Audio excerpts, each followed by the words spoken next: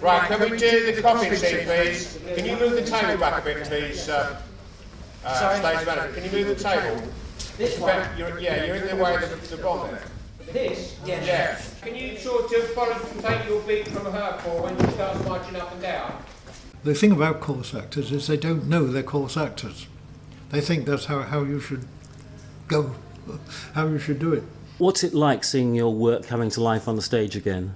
Well, it's very nice, very, very nice indeed. The last of my shows that was done here was Course Acting Rides Again. That was in 2004.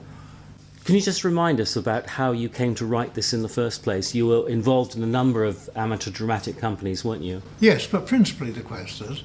I mean, the first thing, my first part of the Questors, I played 3 parts in a play. Two of them messengers, and a third, I think, a servant.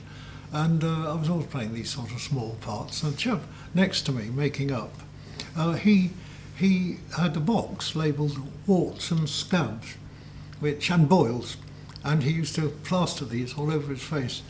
And he only had one line: "We greet you, great kings." But he did this every night, and this gave me the idea that there are 1 or 2 people in the theatrical world, you know, who are rather worth parodying. And I used him as a basis for the for the book.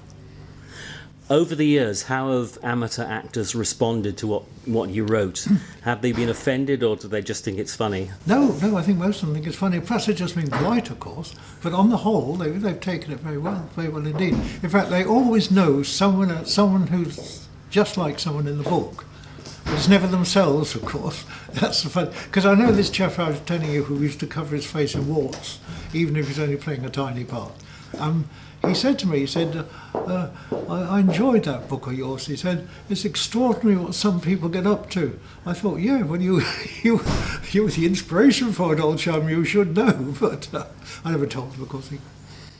Now, the show Questors is putting on contains 3 of your Shakespeare parodies, doesn't it? That's right, yes. And there's All's Well That Ends As You Like It, which was the very first one written, which I wrote to go to the Edinburgh Fringe in 1977, and that's a Shakespearean comedy. As you know, like all the best Shakespearean comedies, it's totally unfunny to a modern audience. The second one is Henry X, Part 7, which is a real history takeoff, and the third is Julius and Cleopatra, a Roman story with Cleopatra, complete with Snake dying in the end.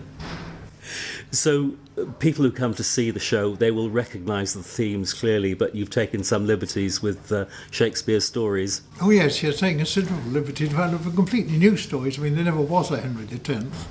In fact, we have Henry XI in it because he dies and his son, his infant son, is crowned. The final scene is the coronation procession, in which they're holding the young infant prince. How difficult is it to portray coarse acting on the stage? It's extremely difficult, actually. A coarse actor can't do it, a genuine coarse actor. It takes a very good actor to portray it. It's like doing anything that is a pastiche or a take-off. I mean, if you want to do a take-off of a ballet dancer, you have to be a very good ballet dancer to do it. And it's the same with this. You're going to do a take-off of an incompetent actor. You have to be a very good actor to do it. So how well is the Questors cast doing it? Oh, they do it very well. I was told they've got a lot of new people who've never done coarse acting before in the show, and they are doing absolutely splendid. They've jumped straight into it. So what do you think Shakespeare would have made of your additions to his catalogue?